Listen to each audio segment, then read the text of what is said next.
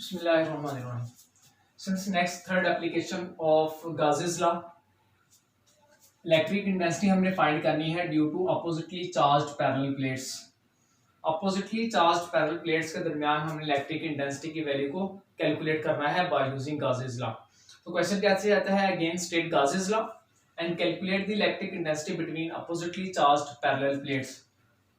तो Gauss's law को हम डिफाइन करते हैं, इसकी स्टेटमेंट है total electric flux passing through a closed surface is equal to 1 over epsilon naught times total charge enclosed by that surface, the statement of Gauss's law। और हमने फर्ज कर लिया कि हमारे पास दो अपोजिटली चार्ज्ड पैरेलल प्लेट्स हैं, ए और एक प्लेट मेटल प्लेट, दोनों मेटल प्लेट्स हैं और एक प्लेट के ऊपर पॉजिटिव चार्ज है और दूसरी प्लेट के ऊपर नेगेटिव चार्ज है। इन दोनों के दरमियान स्पेस बहुत कम है, नैरो स्पेस है बिटवीन दीज प्लेट्स। और एक पर चार्ज हमने पॉजिटिव क्यू के साथ रिप्रेजेंट करवा दिया और दूसरी प्लेट के ऊपर जो चार्ज है वो नेगेटिव क्यू से हमने रिप्रेजेंट करवा दिया। और फील्ड के दरमियान यूनिफॉर्म है, electric lines of force originated from a positive plate and terminate into a towards the negative plate. इसको कैसे समझ सकते हैं कि प्लेट्स हमने रखी किस तरह हुई हैं। प्लेट्स हमने इस तरह रखी हुई हैं, दो प्लेट्स ये दोनों इस तरह हैं और इनकी इनर सरफेस पर हमारे पास चार्ज है। अगर ये पॉजिटिव प्लेट है और ये नेगेटिव प्लेट है तो इस तरह ये पड़ी हुई है, इनकी इनर सरफेस पर चार्ज है। तो पॉजिटिव प्लेट की इनर सरफेस से लाइंस पॉजिटिव चार्ज की वजह से ओरिजिनेट होगी and these lines terminate towards the negative plates inner face of a negative plate. Inner surface पर चार्ज है और इन दोनों प्लेट्स के दरमियान जो पॉजिटिव प्लेट है उसमें से इनर फेस में से लाइंस जो है वो ओरिजिनेट होंगी और टर्मिनेट होंगी इनटू अ नेगेटिव प्लेट, और किस फेस की तरफ, इनर फेस की तरफ। सो इस तरह यहां पर लाइंस हम यहां पर शो करवा सकते हैं। और यही जो इलेक्ट्रिक लाइंस मैंने यहां पर लिख दी, electric lines which are originate on a positive charges on the inner face of one plate, और यहां पर ये वन प्लेट कौन सी जी, positive charge plate metal plate है, and terminate towards the inner face of other plate कौन सी, नेगेटिव चार्ज मेटल प्लेट्स है। यानी जब आपको याद हो कि हमने जब Gauss's लॉ पढ़ना था तो हमने कहा था कि जब भी हम उसकी एप्लीकेशन करेंगे तो हम चार पॉइंट्स को फॉलो करेंगे। सबसे पहले हम उसका चार्ज फाइंड करेंगे, second is the Gaussian surface हम इमेजिन करेंगे, और थर्ड इलेक्ट्रिक फ्लक्स कैलकुलेट करेंगे, और चौथा इलेक्ट्रिक इंटेंसिटी की वैल्यू को finally bye using Gauss's law हम कैलकुलेट कर लेंगे। सो इन प्लेट्स की सरफेसेस के ऊपर चार्ज है और क्रॉस सेक्शनल एरिया जो वन प्लेट है हम यहाँ पर लिख लेते हैं, वो हमने कंसीडर किया हुआ है A. So area of each plate is equal to A and charge on plate, either plate is equal to Q। Small Q से रिप्रेजेंट करवा दें, कैपिटल से करवा दें। तो यहां पर हम कैपिटल क्यू इस्तेमाल कर रहे हैं तो यहां पर मैं कैपिटल क्यू लिख देता हूं, तो हमने यहां पर इसको कैपिटल क्यू से रिप्रेजेंट करवा दिया। जो टोटल चार्ज है ये प्लेट के ऊपर हम एक चार्ज लेंगे, मतलब या तो पॉजिटिव प्लेट वाला ले लेंगे, नेगेटिव तो हम पॉजिटिव वाला जो है वो, या नेगेटिव वाला क्यों, उसके लिए लिख देंगे सिर्फ। तो प्लेट्स की सरफेस के ऊपर चार्ज है, अगर इनकी सरफेसेस के ऊपर चार्ज है तो उसके लिए हम कौन सी डिस्ट्रीब्यूशन इस्तेमाल करेंगे, सरफेस चार्ज डिस्ट्रीब्यूशन। और उसमें चार्ज डेंसिटी हमारे पास कौन सी आएगी, ऑब्वियसली सरफेस चार्ज डेंसिटी आएगी। सो अब हम इसका चार्ज कैलकुलेट कर लेते हैं, इन स्टेप्स को हमने फॉलो करना है, ये लिखे हुए हैं यहाँ। सो फर्स्ट हम चार्ज कैलकुलेट करेंगे और चार्ज हमारे पास आएगा surface charge density is equal to charge per unit area. और यहां से क्या फाइंड करेंगे, हम चार्ज फाइंड कर लेंगे, charge is equal to sigma into A. ये हमने चार्ज कैलकुलेट कर लिया, प्लेट्स पर कितना चार्ज है। और सेकंड हमने क्या फाइंड करना है, Gaussian सरफेस हमने इमेजिन करनी है। तो स्टूडेंट्स दो प्लेट्स के दरमियान जो हमने Gaussian सरफेस इमेजिन करनी है वो हमने इमेजिन की हॉलो बॉक्स। हमने कहा जो Gaussian सरफेस है वो एक हॉलो बॉक्स है उन प्लेट्स के इनर सरफेसेस के दरमियान। हॉलो बॉक्स इस तरह है कि जो उसका टॉप ऑफ बॉक्स है वो जो पॉजिटिव प्लेट है इसके इनसाइड है, और जो उसकी बॉटम साइड है उस हॉलो बॉक्स की जो कि Gaussian सरफेस हम लेट कर रहे हैं वो इन दोनों प्लेट्स के दरमियान स्पेस के दरमियान है। सो यहां पर अगर मैं बनाना चाहूं हॉलो बॉक्स तो ये हमारे पास ये कुछ यूं आ जाएगा जो हम इमेजिन करेंगे Gaussian सरफेस को।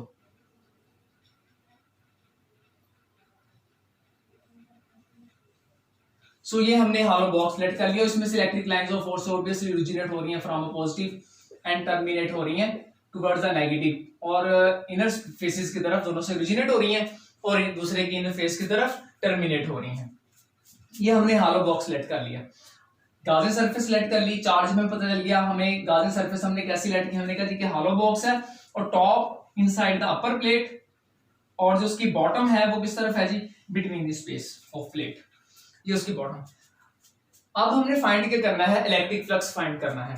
सो हम दूसरे पॉइंट, जो हमारा तीसरा पॉइंट है उसकी तरफ बढ़ते हैं। ये हमारा रहा दूसरा पॉइंट, गाउसियन सरफेस हमने लेट कर ली, और तीसरा हम इलेक्ट्रिक फ्लक्स कैलकुलेट करेंगे। इलेक्ट्रिक फ्लक्स, लेकिन इलेक्ट्रिक फ्लक्स को कैलकुलेट करने से पहले हमें यहाँ पर हॉलो बॉक्स को मजीद एक दफा समझना होगा। यहाँ पर मेरे पास एक बॉक्स है और ये इसी तरह है कि हमारे पास एक स्टूडेंट्स इधर प्लेट थी, मेटल प्लेट इधर पड़ी हुई है और एक मेटल प्लेट इधर पड़ी हुई है। हमने उसके दरमियान एक हॉलो बॉक्स रख दिया। हॉलो बॉक्स इस तरह रखा कि पहली मेटल प्लेट के ये अंदर फिट हो गया, थोड़ा सा अंदर की तरफ चला गया, और दूसरी के दोनों के दरमियान स्पेस के दरमियान आ गया। ये हॉलो बॉक्स हमने लेट कर लिया। अब हॉलो बॉक्स की कितनी साइडें हमारे पास हैं, यहाँ पर 4 साइड शो हो रही हैं। एक ये वाली साइड जो किस तरफ चलेगी, जो टॉप साइड है ये इनसाइड द पॉजिटिव प्लेट चलेगी, पॉजिटिव मेटल प्लेट चलेगी, और जो लोअर साइड है यानी बॉटम साइड जिसको हम कह रहे हैं, ये बॉटम साइड ये स्पेस में है, दोनों प्लेट्स के दरमियान स्पेस में है। जबकि जो तीसरी जो है, आप इसको इस साइड को लेफ्ट राइट साइड कह लें, उसको राइट साइड कह लें, जो लेफ्ट साइड है वो ये वाली लगा लें और ये राइट साइड, इसकी 4 साइड्स है। इस तरह हॉलो बॉक्स हमने लेट करना है। अब जरा इसका इलेक्ट्रिक फ्लक्स हम देखते हैं।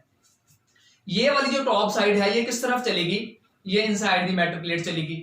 जब ये इनसाइड दी मेटल प्लेट चलेगी तो मेटल प्लेट की तो सरफेस पर चार्ज है, ये तो चलेगी इनसाइड दी मेटल प्लेट, तो इसका मतलब है कि इस पर कोई चार्ज नहीं होगा। अगर इस साइड पर कोई चार्ज नहीं होगा, इसने कोई चार्ज इनक्लोज नहीं किया, तो हम क्या कहेंगे, इसका जो इलेक्ट्रिक इंटेंसिटी है वो क्या होगी, जीरो। मीन ये कि इलेक्ट्रिक फ्लक्स इसका क्या आ गया, हमारे पास जीरो आ गया इस साइड का। और ये वाली जो साइड है ये दोनों प्लेट्स के दरमियान स्पेस में है।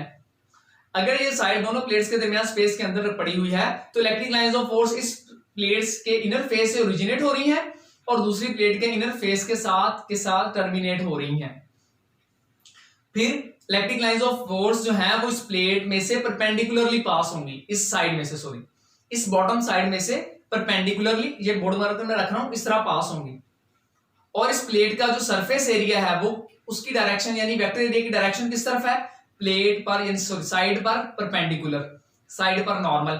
अब चेक करें, वेक्टर एरिया की डायरेक्शन भी इस तरफ, लाइंस की डायरेक्शन भी इस तरफ, तो इसका हमारे पास इलेक्ट्रिक फ्लक्स आ जाएगा इस बॉटम साइड का। टॉप का नहीं आया, वहां पर चार्ज नहीं था यानी इलेक्ट्रिक फ्लक्स पास कोई नहीं हो रहा, और यहां पर हमारे पास इसका इलेक्ट्रिक फ्लक्स आ गया। इसका मतलब यहां से लाइंस पास हो रही हैं, यहां से कोई लाइन नहीं पास हुई, कोई लाइन नहीं पास हुई, तो सिंपली हम क्या कहेंगे, इलेक्ट्रिक फ्लक्स जीरो है।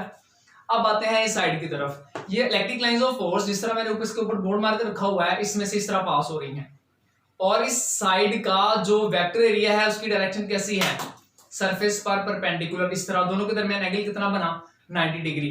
इस तरह लाइन इस तरह पास हो रही हैं और ये इस तरह है, दोनों के दरमियान एंगल कितना बना, 90 डिग्री। हम कहेंगे यहां पर फ्लक्स कैसा हो गया, सिफर हो गया। अब आते हैं इस साइड की तरफ। इस साइड में भी सरफेस वेक्टर एरिया सरफेस पर परपेंडिकुलर, लाइंस इस तरह पास हो रही हैं, दोनों के दरमियान एंगल कितना बना, 90 डिग्री। हम यहां कहेंगे फ्लक्स कितना हो गया, जीरो हो गया। सो 3 फ्लक्स हमारे पास जीरो हो गए, top side, left side, right side. कौन सा इलेक्ट्रिक फ्लक्स आ गया हमारे पास, ये बॉटम साइड का हमारे पास इलेक्ट्रिक फ्लक्स आएगा। किस केस में, जब हम इलेक्ट्रिक इंटेंसिटी कैलकुलेट करेंगे दो अपोजिटली चार्ज पैरेलल प्लेट्स के दरमियान, और उसमें से हम गाउसियन सरफेस जब लेट करेंगे वो हॉलो बॉक्स होगी, उसका फ्लक्स हमारे पास 3 जीरो हो जाएंगे और एक फ्लक्स की हमारे पास वैल्यू आ जाएगी। सो अब इलेक्ट्रिक फ्लक्स कैलकुलेट करते हैं। मैं पॉइंट बना के लिख देता हूं, इलेक्ट्रिक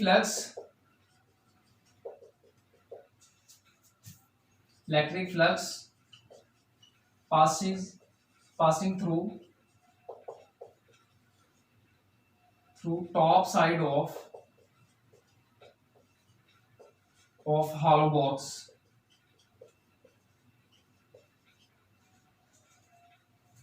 वहां पर इंटेंसिटी हमारे पास कितनी है, टॉप साइड पर intensity zero. No any line pass through this top surface because no any line pass through this surface. So intensity 0 है, तो इलेक्ट्रिक फ्लक्स मैं इसका कैलकुलेट कर देता हूं, ये है E डॉट ए। E 0 हो गया, डॉट ए ऐसा आ गया, तो इलेक्ट्रिक फ्लक्स आपके पास पहला क्या आ गया, 0 आ गया। अब इलेक्ट्रिक फ्लक्स हम कैलकुलेट करते हैं लेफ्ट साइड का और राइट साइड का। सो electric flux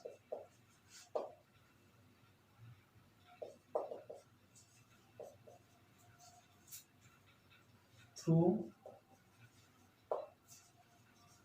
left and right side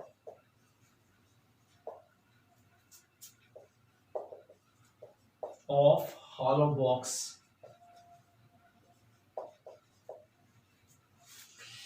यहां पर हमें क्या पता है कि एंगल कितना बन रहा है, 90 डिग्री। सो इस केस में electric lines perpendicular to area vector. So electric flux इस केस में हमारे पास क्या आ गया, डायरेक्ट में लिख दूंगा 0, तो theta is equal to 90 degree. 90 degree okay. तो हम यही फार्मूला लगाएंगे इलेक्ट्रिक फ्लक्स का जो हम पहले इस्तेमाल करते रहे हैं। इलेक्ट्रिक फ्लक्स E डॉट ए, 90 पुट किया तो इलेक्ट्रिक फ्लक्स हमारे पास कैसा आ गया, फिर डायरेक्ट कर दिया 0। अब हम तीसरा कैलकुलेट करेंगे। ये हमने इसमें पहला पॉइंट बनाया, ये इसमें हमने दूसरा पॉइंट बनाया, अब इसमें हम तीसरा पॉइंट बनाएंगे।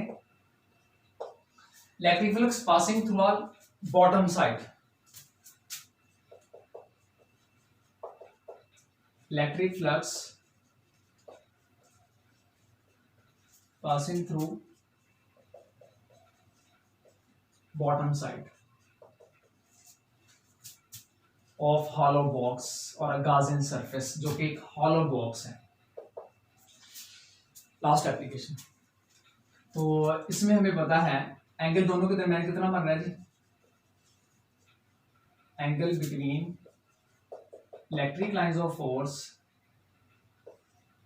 And area vector is 0 degree, both are parallel to each other. यानी ये वाली साइड है, ये साइड इस तरह है, और इसमें इलेक्ट्रिक वेक्टर एरिया जो है की डायरेक्शन ऐसे है, इसमें से जिस डायरेक्शन में लाइंस पास हो रही हैं। सो वेक्टर एरिया और lines both are parallel to each other. अगर दोनों पैरेलल हो गए तो इलेक्ट्रिक फ्लक्स हमारे पास इसमें क्या आ जाएगा, phi3 is equal to E dot A. So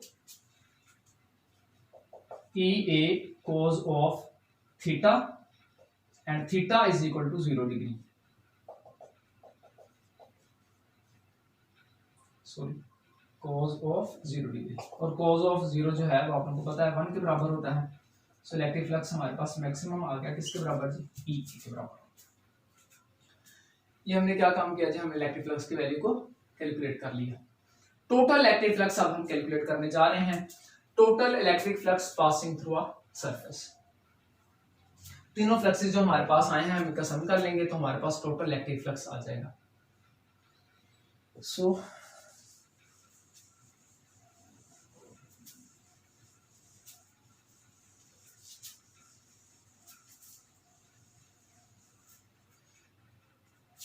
total electric flux phi E is equal to sum of all the fluxes passing through surface। phi 1 जो है वो भी 0, phi 2 भी 0, और ये है वैल्यू रखता EA। A is the cross sectional area of a plate। so electric flux आपके पास आ गया EA। इस रिजल्ट को आप 1 का नाम दे दें। अब गाउसीयन लॉ लगा के आखिरी स्टेप इंटेंसिटी कैलकुलेट करते हैं by using Gaussian law. Fourth step,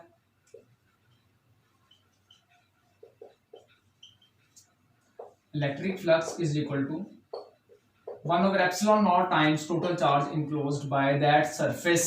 कौन सी सरफेस, गाउसियन सरफेस, उसने जितना चार्ज इनक्लोज किया हुआ है उसी की इंटेंसिटी आएगी हमारे पास, और बाकी साइड्स की नहीं आएगी। अतराफ में अगर हम लेफ्ट साइड में top left sorry extreme left पर चले जाएं, एक्सट्रीम राइट पर चले जाएं, वहां पर तो फिर नॉन यूनिफॉर्म होगा। तो हम किधर देखेंगे, जो हमने गाउसियन सरफेस ली हुई है, पहले दूसरे एप्लीकेशन में हमने यही बात रिपीट की थी, जो चार्ज गाउसियन सरफेस ने इनक्लोज किया हुआ है वो इसमें आता है। दूसरा, जब हम चार्ज यहाँ पर पुट करते हैं तो इलेक्ट्रिक फ्लक्स हमारे पास आ जाता है। अब इसमें चार्ज पुट कर देते हैं sigma into A over epsilon not. अब देखते हैं ये कैंसिल हो जाएगा। तो दोनों को जब हम कंपेयर करवाते हैं, so comparing equation 1 and equation 2, तो ये आ जाएगा जी E A is equal to sigma A over epsilon naught. A से ए कैंसिल हो गया और इंटेंसिटी आपके पास आ गई सिग्मा ओवर एप्सिलॉन नॉट। इसकी वेक्टर फॉर्म देख लें।